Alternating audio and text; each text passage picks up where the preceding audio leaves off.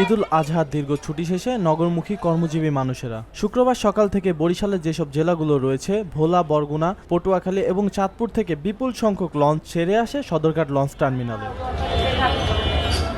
ঈদুল আজহার দীর্ঘ ছুটি শেষে নগরমুখী কর্মজীবী মানুষেরা সদরঘাটের রোডটি কিন্তু ব্যস্ত হয়ে পড়েছে। এখানে যে অস্থায়ী দোকানগুলো রয়েছে সেই দোকানে বিক্রেতারা কিন্তু বেশ ব্যস্ত সময় পার করছে।